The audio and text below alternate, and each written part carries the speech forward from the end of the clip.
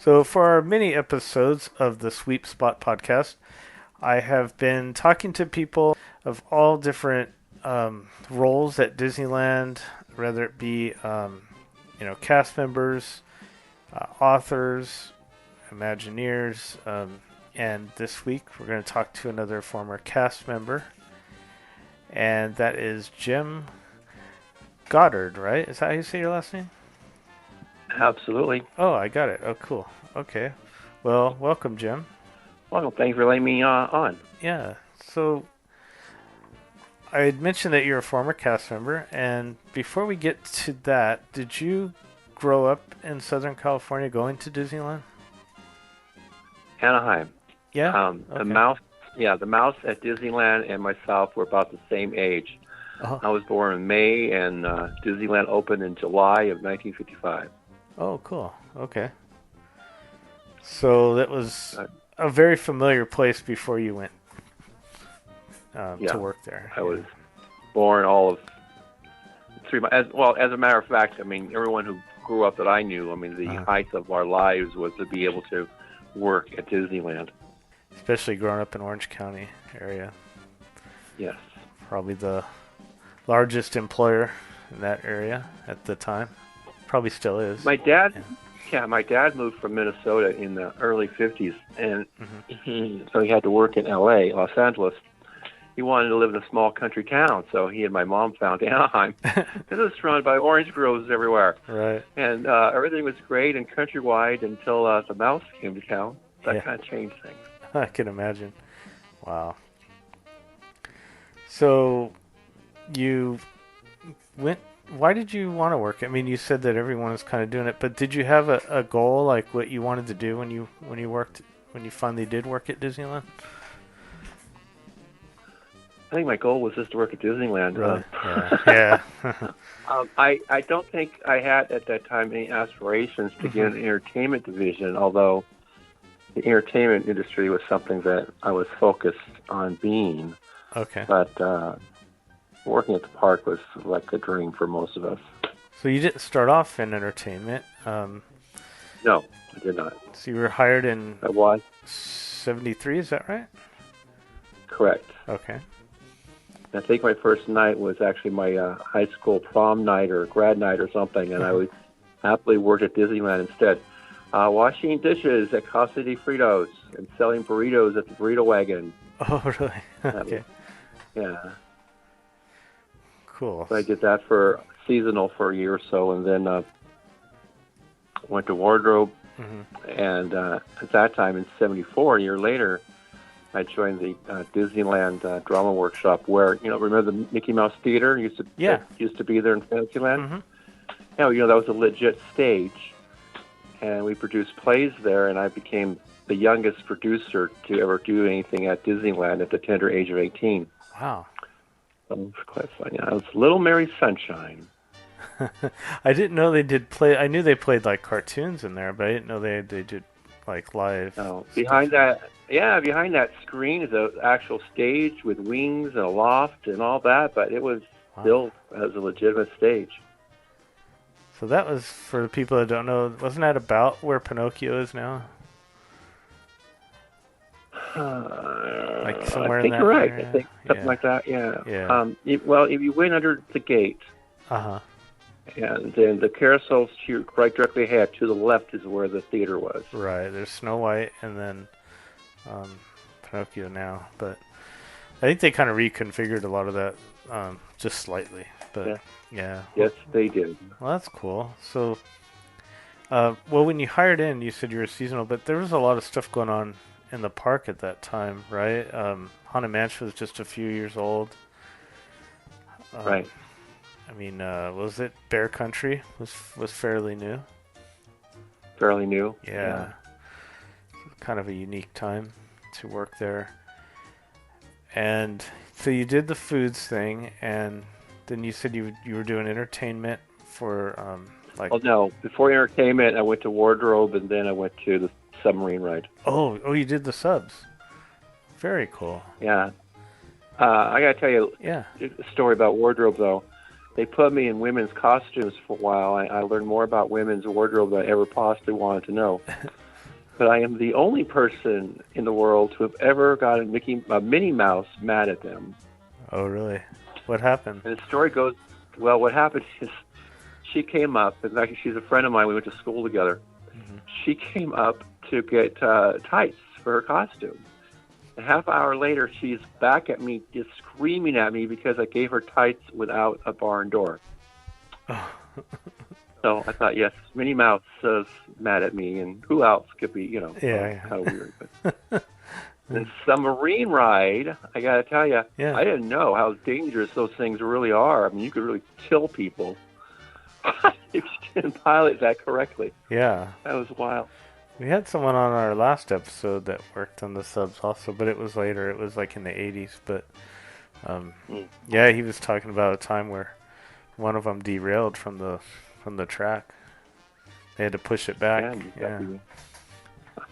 That's crazy. So the subs, Did you do anything else in operations? No, just submarines. Subs, yeah. Then, and what summer or when was that about, if you can remember? Yeah, I think somewhere around 74, 75, something like that. Okay. Wow. But so Tomorrowland was a little different back then with the Skyway. It was. And everything going on. Skyway and People Mover and all those wonderful things I'm sorry they got rid of. I know. Wow. Well, do you have any memorable stories about the subs? Like any kind of things that happened? No, other than I was frightened to steer them because if you went too fast, you crashed into someone ahead of you. Or get derailed. But it was a lot more fun than Wardrobe, which was a lot more fun than washing dishes at Cal City Fritos. Yeah. But the whole thing, it didn't matter to me where I worked because I just loved working at the park. It was just great. And you could be walking from one venue to another venue. You're in your cast outfit, and some person stops to ask you for help. Yeah. And you get to help that person. And, and one day I had a little girl crying, and I took her to the Parents Lost Station. She had a chance to reach out and talk to people and help people out. So it was wonderful. Yeah, that was the good thing about Custodio is that we always were out there. It was something that people saw us first, and they wanted to ask questions. And as a matter of fact, I had wished during that time that I had got into Custodio because it sure seemed like you guys were having much more fun because you were out there with the public and everything. Yeah, that's what made it fun. Plus, we got to work everywhere in the park. It wasn't just one area, but yeah. Yeah. Cool. So you did the subs, and then what did you do from that point? I can't exactly remember when, but I think it was like 1980. I got into the local union, the IATSE, International Alliance of Theatrical Stage Employees, and I was sent over to Disneyland to work doing lights, setting up for shows, doing follow spot, doing camera work. Okay. But I did camera work with Videopolis. Oh, yeah. And that was real fun. And so I did a lot of crew work. And again, people complained about working there. I loved working with them out. Yeah. It was fun. But particularly camera work was really fun in Videopolis because you learn things you never learned about people when they get on the screen. Because remember those gigantic screens they had? Well, they had TVs like everywhere in the place, and then they had the big one on the stage. Yeah. Right. Yeah, and, I was one of those kids. I was there my friend and I used to go there in the late 80s and used to hang out there. But yeah.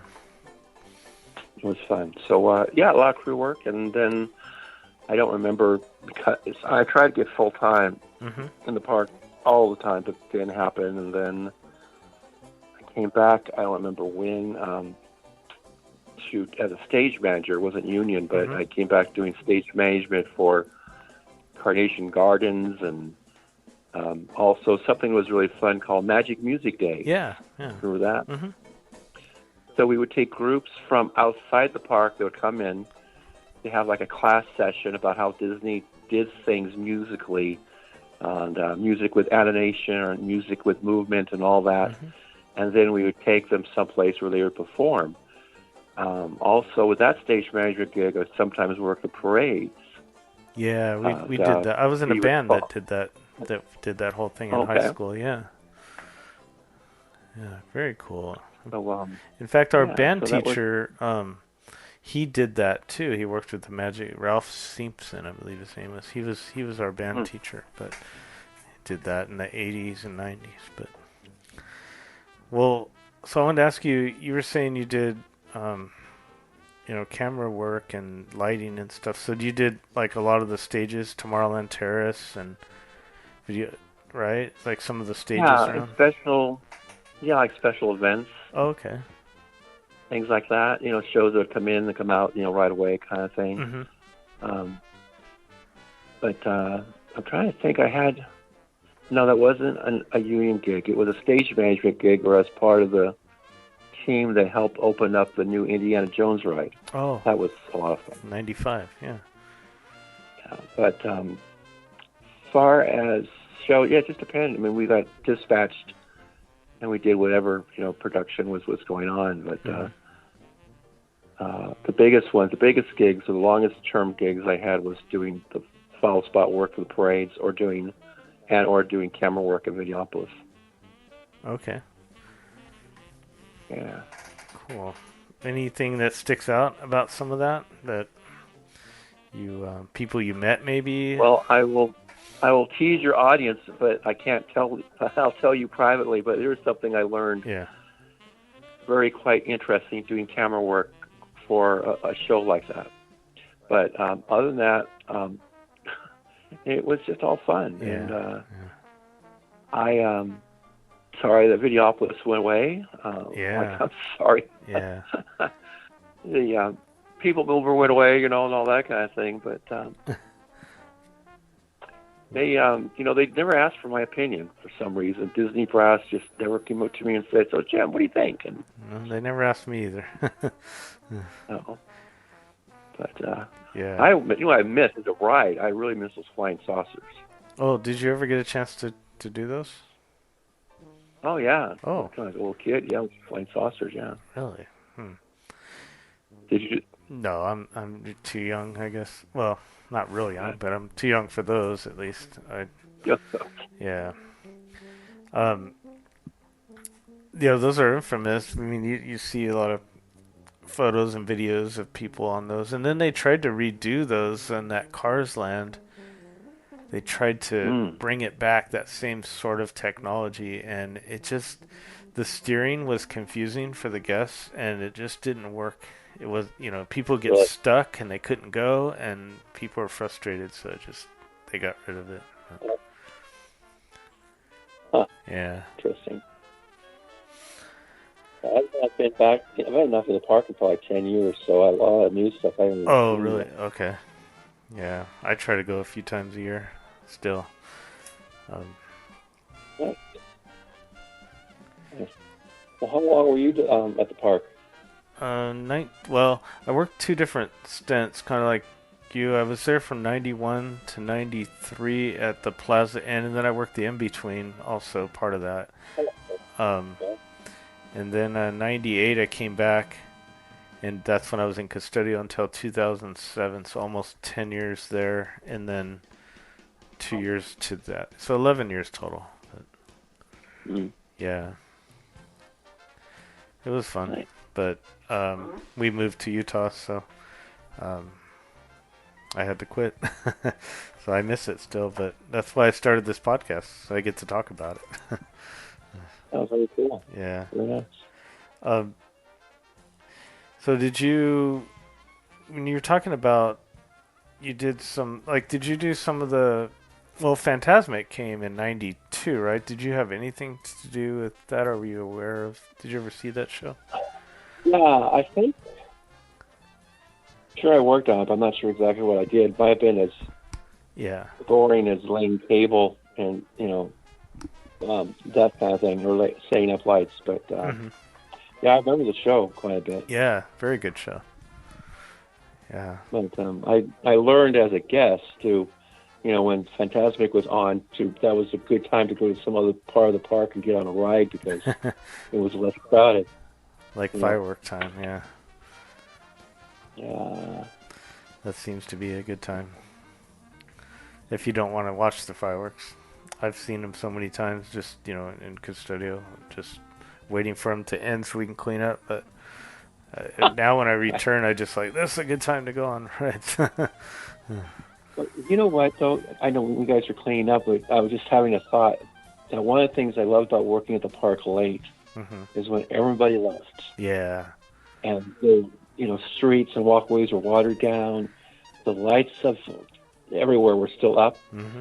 And you hear the music and the lights are reflecting off the water, and you're just alone in the park. And I love those moments. Yeah, those are great. Beautiful and quiet. Yeah, that's something I miss. I mean, I used to get there, stay late, and then I'd get there later in my years. I was there in the morning, so I'd get there at like 5:30 or 6 in the morning, and that was nice. But there's something about, like you said, with the night, the reflections, and everything. You can hear Snow White, the wishing wells, all the way over in Critter Country or New Orleans. Yeah. Yeah.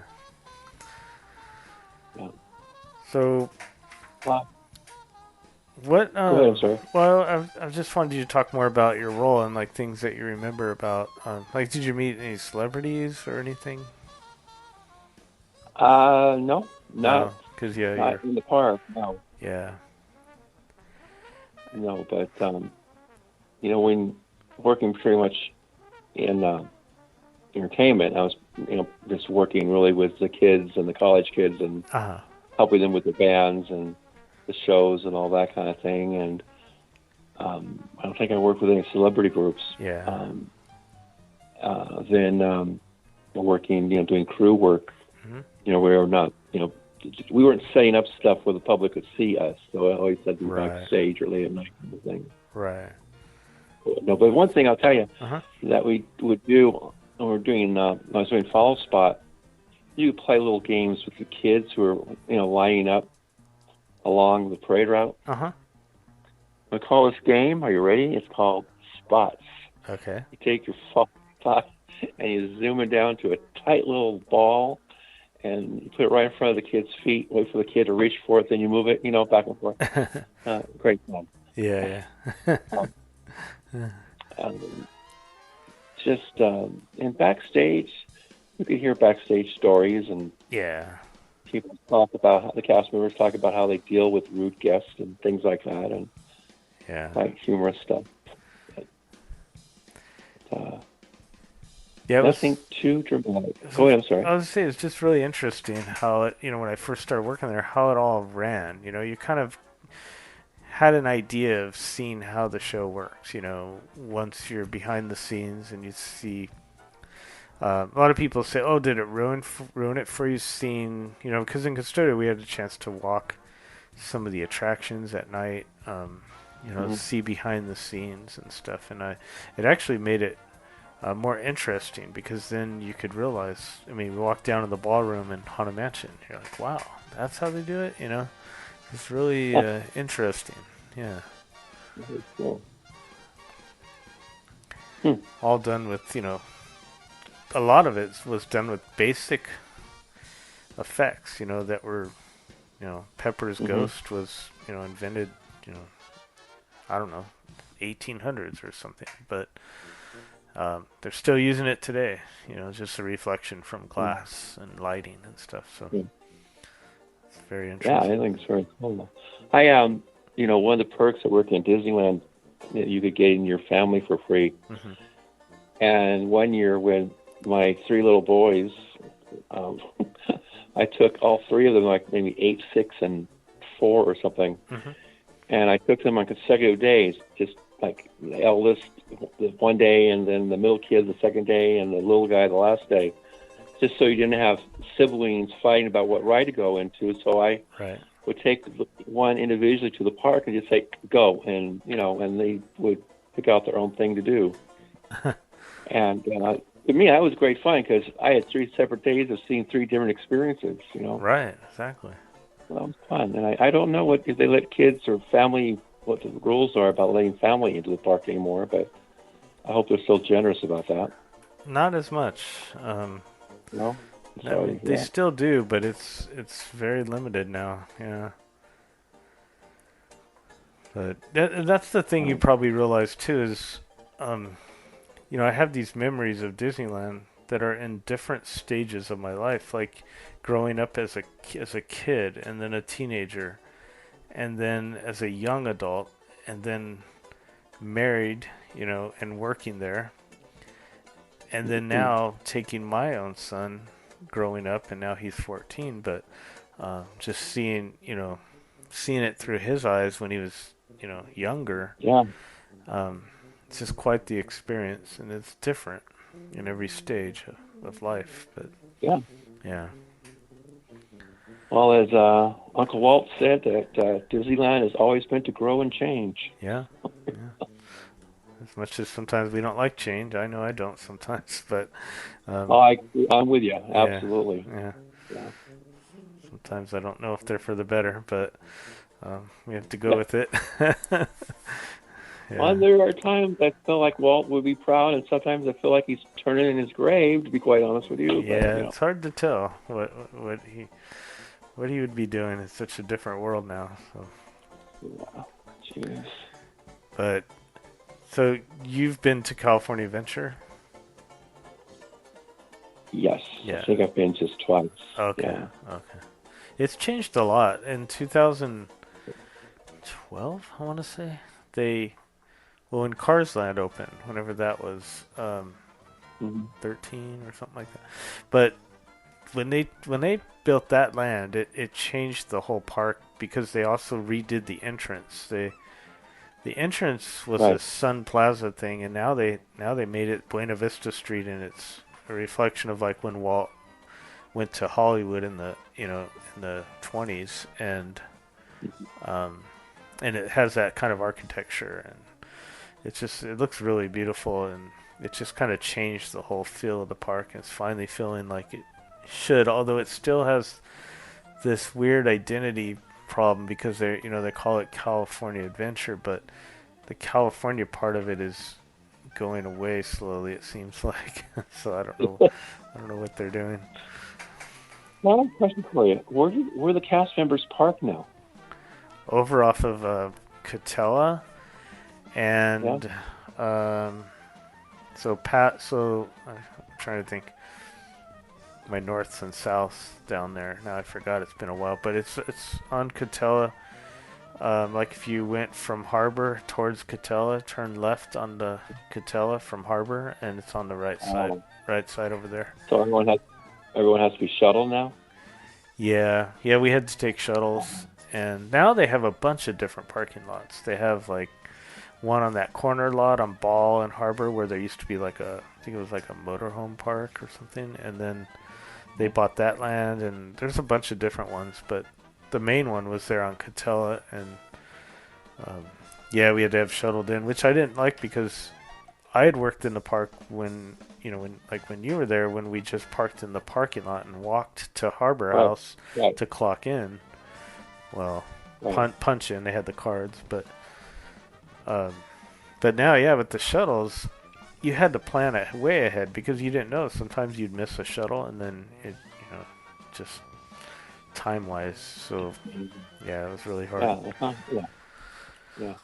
Yeah, Jeez. yeah, it was different, and it's probably not getting any easier either. So I don't know. I think I Yeah, left at I a know good what time. more can you do. Yeah. Yeah. Great. Well, I've got to go again someday here. Yeah, you need to. Well, anything else you can think of before we go? I know I can. Just it was fun years, and Yeah, I wish I could have worked full time there. And I certainly appreciate your interest in asking me these questions, and yeah, hopefully folks will be a little bit amused. And so, yeah, thank you. yeah. You're welcome. Thanks for coming on.